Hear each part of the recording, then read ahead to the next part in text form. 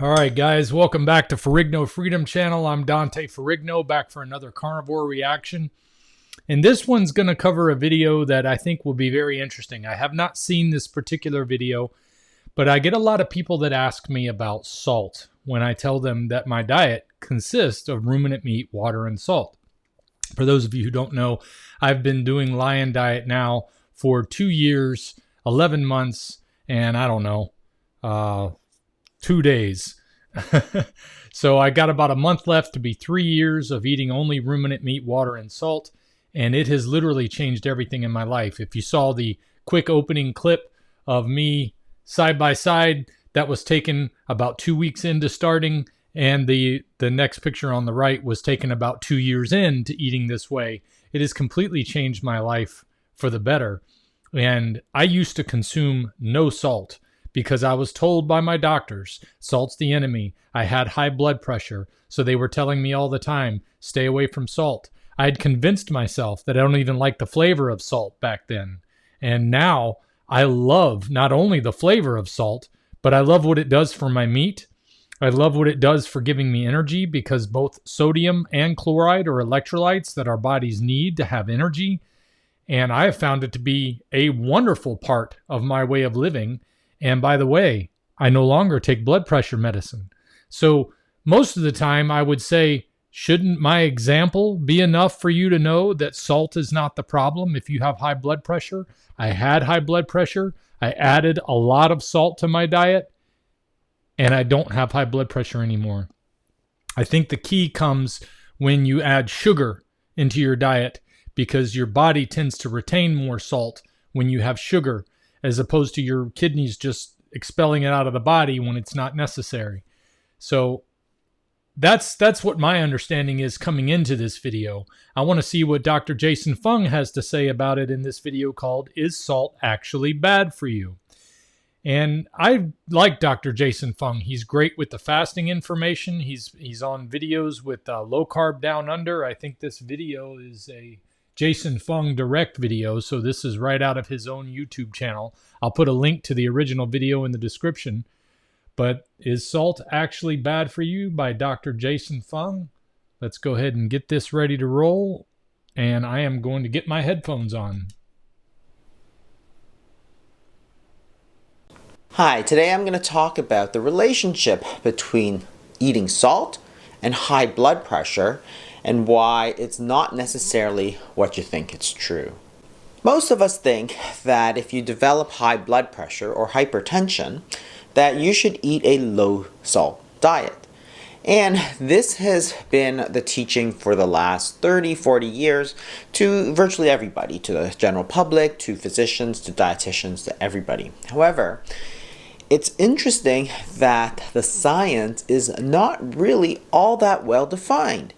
And several years ago, the Institute of Medicine in the United States, which is responsible for looking at the sum total of these evidence supporting a low salt diet, actually concluded something quite to the contrary.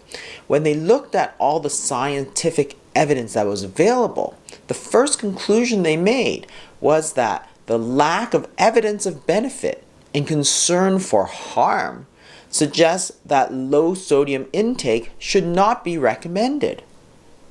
That's really interesting, because what they're saying is that you should not eat a low salt diet, you should eat more salt.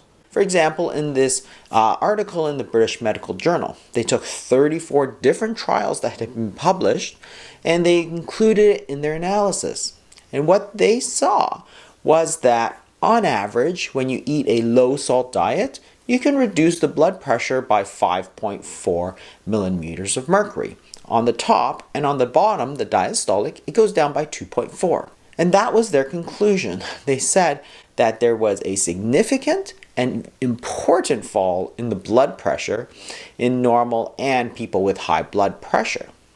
Well, that sounds pretty good, right? It's not quite that simple, because one of the things you have to do when doing these meta-analyses is to look for evidence of publication bias. So a small trial that shows that eating less salt causes lower blood pressure might get published, whereas a small trial that shows the opposite, that eating a low-salt diet does not cause any difference in blood pressure, may not be published. So if you only publish the positive results and you don't publish the negative results, you're going to get a skewed view of things. It's sort of like flipping a coin, and every time it comes up heads, you say that counts, and when it comes up negative, you say that doesn't count.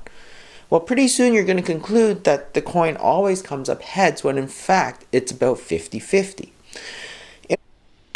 Well, that's a story as old as time when it comes to this nutrition science we've had for the past 50 or 60 years. I mean, when you just go back to what Ancel Keys was able to do, getting us totally off track on what was causing heart disease, getting us totally off track on what we should and shouldn't be eating because he was beholden to certain interests. And this is not isolated to Ancel Keys. This is a flaw of human nature that is going to be among us no matter who they are. So, I mean, we can't just demonize one person for this. But so many people realize that you got to play the game to get in the game. And if you're not playing the game the way that people who are investing in this research want, you're not going to get in the game. So companies that actually do real research often get overlooked because it doesn't match what they want it to say. It is sad that that's the state of affairs we live in, but it's just a fact of reality we've all got to accept if we're going to navigate our way through this crazy world, because we've got so much information coming at us all the time. And generally, we want to believe that people are telling us the truth. It's kind of innate to want to hear somebody say something that's helpful, especially if you're searching for answers. But unfortunately, so many people are offering things that are not helpful. When they're offering these suggestions, they're only helpful to themselves. And that's definitely been a problem with our nutritional foundation of information as far back as I've been able to research, which I've only gone about to the early 20th century. But when you go back even that far, you start to realize that certain interest groups are able to vie for power. Certain political movements with certain narratives wind up pushing the direction of nutrition away from what actual nutrition should be, because it's focusing on making sure certain people get paid, certain votes get made, certain funding gets given, and that skews all of the answers that we've been having. And that's why people are still reacting as if a carnivore way of eating was an unhealthy option. We've been brainwashed into thinking things that are not true. Only a little here, only a little there, a little here, a little there. But when you're plotting a course on an ocean vessel, on a boat or something like that, if you're plotting a course on a cruise ship and you're going to be going from Miami to Naples, Italy, you want to be sure that you're plotting the right course so that you'll get through the narrow passage at the Rock of Gibraltar to get into the Mediterranean. But if you start off and you're just a little off course, even that one small being off course, once you get to your final destination, you're way off course. Well, when you're constantly adding a little off course here and a little off course there, you might actually come back toward the right direction once in a while, but most likely you're going to wind up somewhere very different than where you were trying to go. And where we're trying to go is getting healthy. Actually eating food that's going to be good for our bodies and good for our well-being, our overall sense of wellness. You know, looking at yourself and saying that I'm not in something that I would like to get out of. I remember when I was heavy, I used to feel like I could just unzip this thing and take it off because the real me was underneath. But I was always presenting this fake version of myself, and I couldn't understand why. I was listening to the people who were telling me how to get healthy and get the nutrition I need, and they weren't telling me the truth. That's what's going on with salt. In order to get around this, we do something called a funnel plot analysis. And this is what a normal funnel plot analysis should look like. The central line is what our best guess of the effect is. Along the x-axis, along the bottom, what you can see is that these trials are getting larger and larger. And as you get larger, you have fewer trials because they're more expensive to do. The smaller trials are smaller. When you look at the funnel plot, you should see that the larger trials and the smaller trials have roughly the same effect size. So above and below the line is going to be symmetric, an equal number of big trials that are a little bit more positive and equal to those that are a little less positive. And this is a very nice symmetric plot. You can do the same thing for trials of blood pressure. And unfortunately, you don't see this nice symmetric plot. What you see is, in fact, that there are a lot more trials, especially the small trials, that show this great effect on lowering blood pressure, but it's not symmetric. Above the line, you see that there's no such trials. If you look to the right-hand side at the biggest trials, you see that there's barely any effect at all on blood pressure. But when you look at the very small trials, which are much less reliable, you see amazing effects on lowering the blood pressure. So when you look at this analysis, what you conclude is that there is clear evidence of publication bias. Those small trials that didn't show any effect of blood pressure lowering didn't get published. And those trials that did show an effect on blood pressure lowering did get published. And what that does is it causes this systemic bias and causes you to think that there's truly an effect when there actually isn't. And that's a real concern. So let's go back to the intersalt study. And this was really what put salt restriction on the map. And it was a huge study done in 1988, which measured the salt consumption and blood pressure in 52 groups over 32 countries. They collected the urine to get a sense of how much salt these people were eating, and they compared it to the blood pressure. And when they took this analysis, what they found was that there was a steady rise in the blood pressure depending on how much salt you took. And I depicted that in the blue line. However, when you look at this population of people, it's quite striking that there's 4 groups of people that eat very, very little salt. And these populations were quite different from the rest of the populations. So most countries in the world were eating about 150 millimoles per day, roughly. But the 4 outliers, which were the Yanomamo and Xinyu Indians of Brazil and the rural populations of Kenya and Papua New Guinea, ate very little, less than 50 millimoles, or less than a third of what the others were taking. And in fact, in some cases, it was like 0 to 2 millimoles. That is 75 times less salt than the other people were taking. But not only that, but because these populations live such a different lifestyle, it wasn't simply the salt intake that was quite different. These people were hunter-gatherers. There was no modern technology, so it was very, very, very different population. So whether it's fair to compare somebody who's living in the wilds of the Amazon forest compared to somebody who's living in the urban forest of New York, it's probably not a good comparison.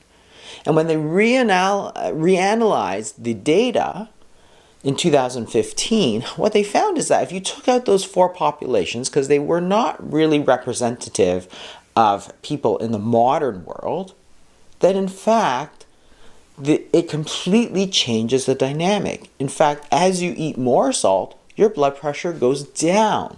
It doesn't go up.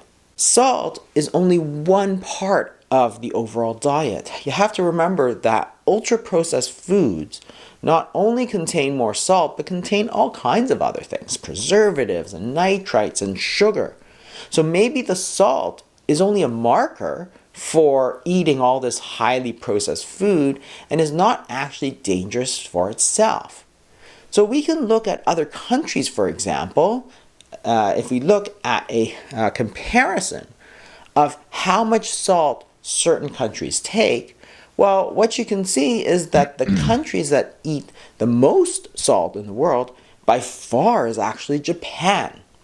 With all its soy sauce, and because it lives on the sea, there's plenty of salt around. Denmark, Sweden, and Norway also tend to eat a lot of salt. So if the salt were responsible for this high blood pressure, well, you should really see that the Japanese people have a lot of high blood pressure.